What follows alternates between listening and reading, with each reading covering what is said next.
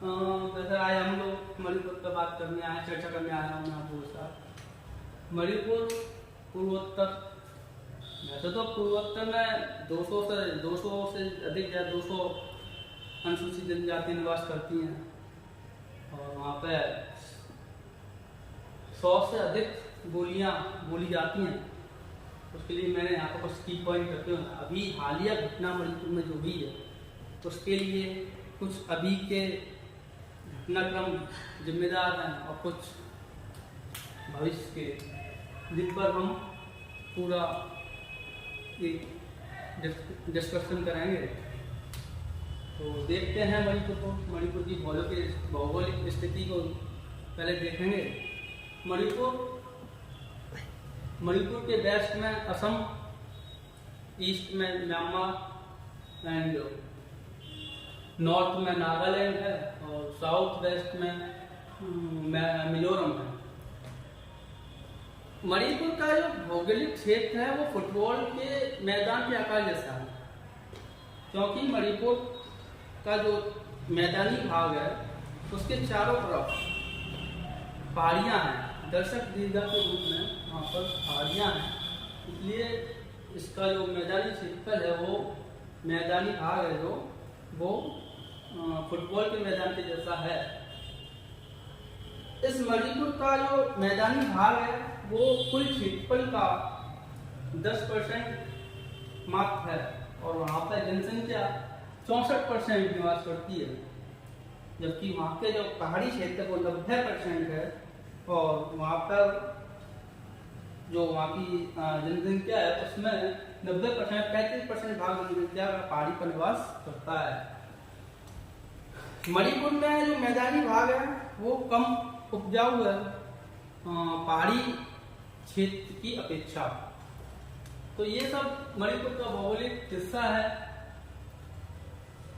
मणिपुर में हिस्सा क्यों हुई, इसके लिए हमें इसकी पृष्ठभूमि में जाना बहुत जरूरी है।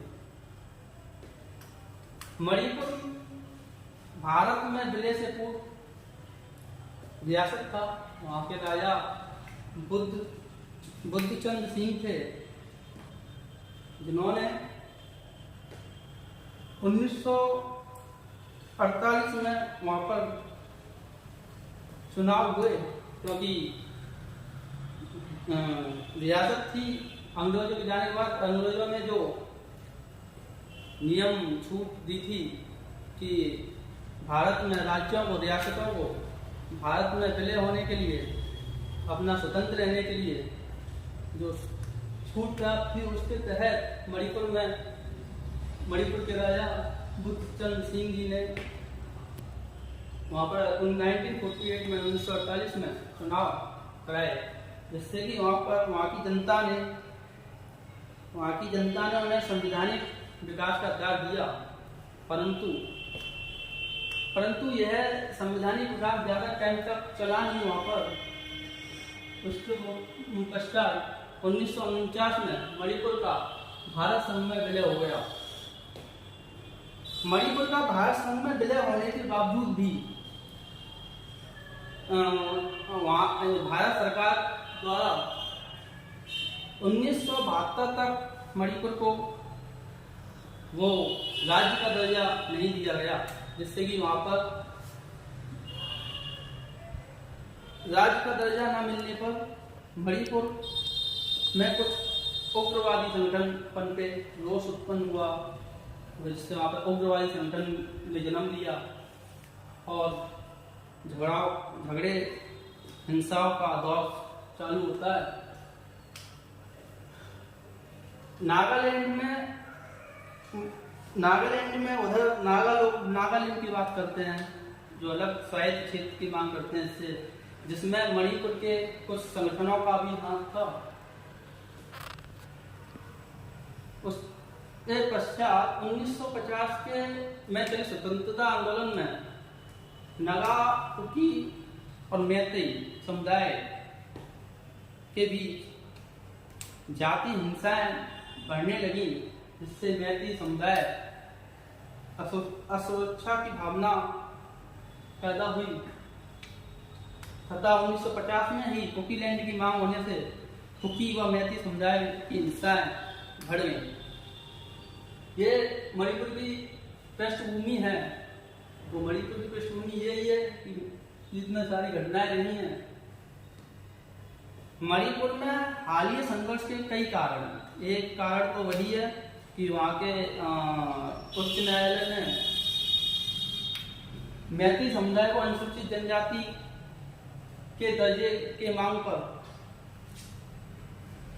विचार करने के लिए सरकार को बोला और वहाँ पर मैती समुदाय को अनुसूचित जनजाति में डालने की बात हुई।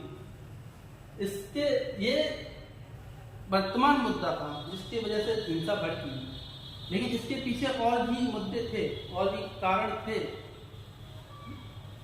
उनको समझ लेना भी एक जरूरी होगा। एक मुद्दा मणिपुर हिस्सा में भड़कने से पहले एक मुद्दा यह था कि सन 2020 में जब केंद्र बीजेपी सरकार आई तो उन्होंने मणिपुर में पर्ल सीमन का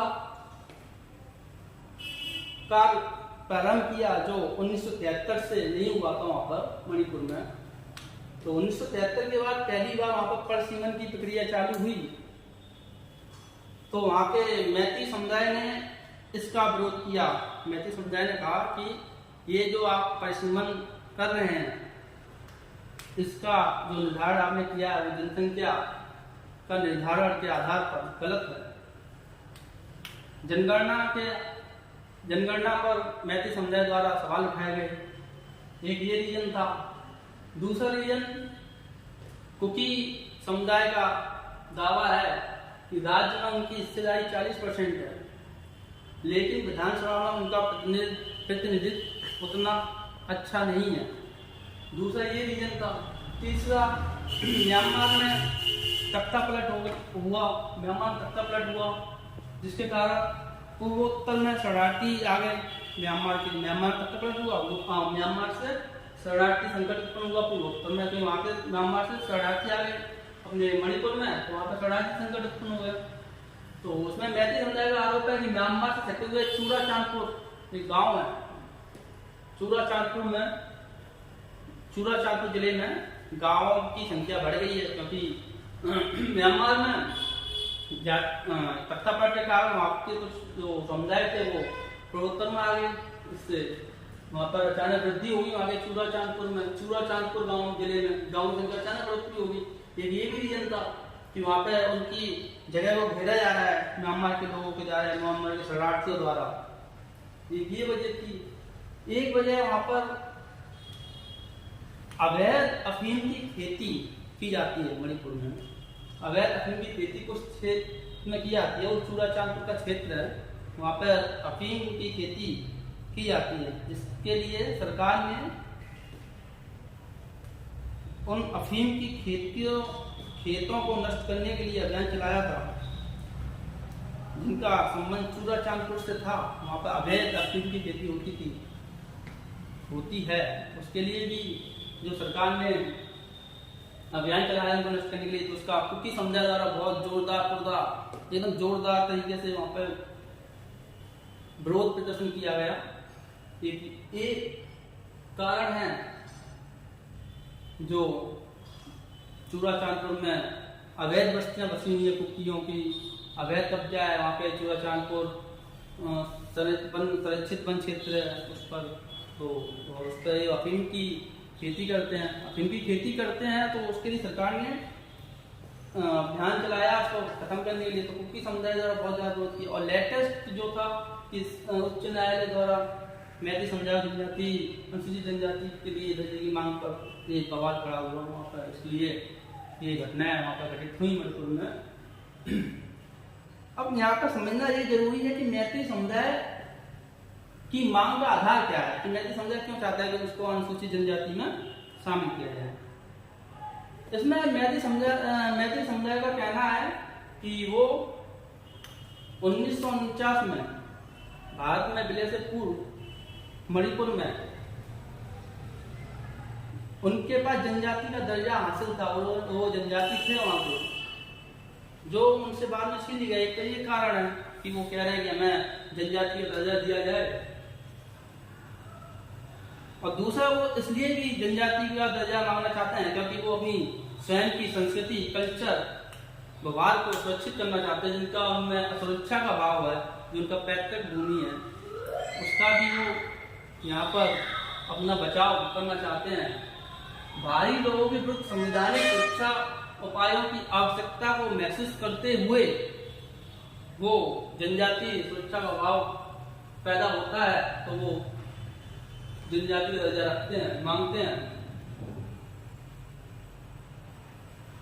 वर्तमान में उन्हें अपने ही पहाड़ी क्षेत्रों में जगह खरीदने पर प्रतिबंधित किया गया है मैती समुदाय के लोगों को।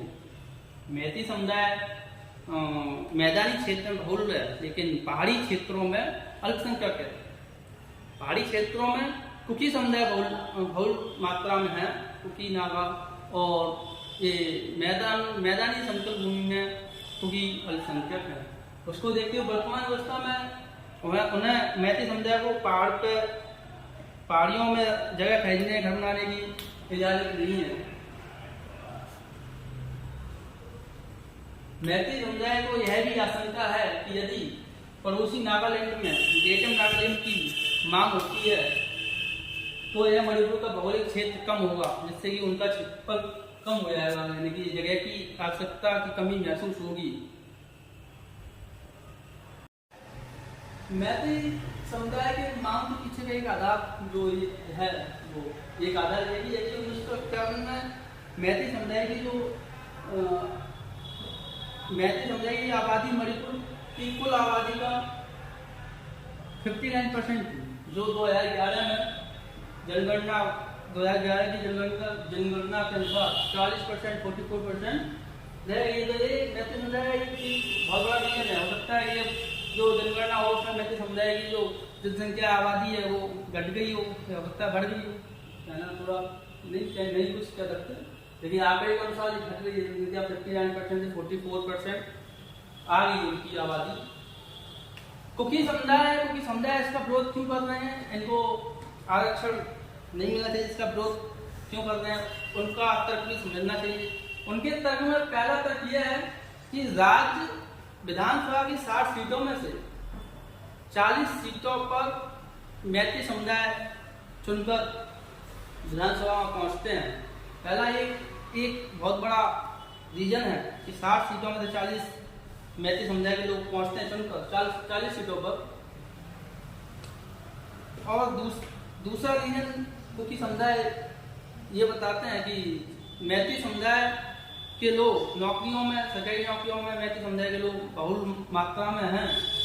तीसरा रीजन यह है कि मैती समुदाय को वहाँ पर पहले से ही EWS, OBC, ऐसे कैटेगरी के रूप में आरक्षण प्राप्त है, और अभी जनजाति आरक्षण मिल जाएगा तो दोहरा आरक्षण उनको प्राप्त होगा।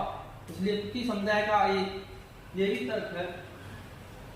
एक तर्क ये भी है कि कुकी कहते हैं कि मैती हमसे हमेशा ही आगे हैं, उनको बहुत कुछ मिल रहा है, हमें कुछ नहीं मिल रहा। जैसे कि मैती समुदाय की मणिपुरी भाषा जो भारतीय संविधान के 8वीं अनुसूची में स्थित है, तो ये कुकी समुदाय की कुछ तर्क हैं जो मैती समुदाय के विरोध में हैं। इन सबको देखते हुए क्या निष्कर्ष निकालना चाहिए, क्या समाधान होना चाहिए, इस पर हम देखते हैं। अनुसूचित जनजाति के जो लक्षण हैं उनको देखते हुए मैती समुदाय के लिए डिसाइड करना चाहिए कि वो अनुसूचित जनजाति का दर्जा प्राप्त करने के लिए अधिकृत है या नहीं। समाधान में ये एकदम क्लियर कट होना चाहिए, एकदम स्पष्ट होना चाहिए कि मैती समुदाय, अनुसूचित जनजाति आरक्षण के लिए लागू है, मान्य है या नहीं। तो उसके लिए हम लोकूर समिति द्वारा अनुशंसित 5 मानदंडों के आधार पर मैती समुदाय को अनुसूचित जनजाति का दर्जा दिया जाना चाहिए या नहीं दिया जाना चाहिए, उसकी जांच की जा सकती है। लोको समिति ने 5 मानदंड बताए हैं किसी जाति को, समुदाय को अनुसूचित जनजाति में डालने के लिए। उनमें पहला मानदंड है कि उस जाति में आदिम लक्षण है या नहीं। लोको समिति के अनुसार उस समाज को, जिस समाज को जनजातीय आरक्षण दिया जा रहा है, उसमें 5 लक्षण लोको समिति के अनुसार होना चाहिए। जैसे कि आदिम लक्षण है उस जाति में या नहीं है। दूसरा यह कि उनकी कोई विशेष संस्कृति है क्या, स्पेशल कल्चर है क्या, उनका कोई विशेष संस्कृति है। तीसरा यही है कि उनका भौगोलिक अलगाववाद है। मुझे लगता है शायद होगा, क्योंकि उन्हीं को उन्हीं के क्षेत्र में केवल एक सीमित जगह में सीमित कर देना, मैदानी भाग में सीमित कर देना, और पहाड़ियों में उनको ना बसने देना, या उनको ये अधिकार ना होना कि पहाड़ियों में वो अपने घर ले सकें, ये कैसे संभव है। तो भौगोलिक अलगाववाद तीसरी विशेषता है लोको समिति की। चौथा है व्यापक स्तर पर समुदाय के साथ है, क्या उनका व्यापक स्तर समुदाय के साथ है, ये भी देखना पड़ेगा। पांचवा, क्या वो जनजातियां या क्या वो समुदाय संपर्क के मामले में, किसी संपर्क के मामले में, किसी से संपर्क करने के मामले में संकोच रखती हैं, पिछड़ापन है ज्ञान में। तो ये लोको समिति की अनुशंसाओं को देखते हुए नीति समुदाय के ऊपर स्पष्ट प्रावधान होना चाहिए कि उनको अनुसूचित जनजाति में दर्जा दिया जाना चाहिए या नहीं। ये समाधान का एक कड़ी हो सकती है। सरकार ने मणिपुर हिंसा को रोकने के लिए तत्काल कदम उठाए हैं, जिनमें वहां पर तुरंत धारा 144 लागू हुई और अपराधियों के विरुद्ध कार्रवाई भी दर्ज हुई है। इस प्रकार मणिपुर हिंसा और घटनाओं से पीड़ित है।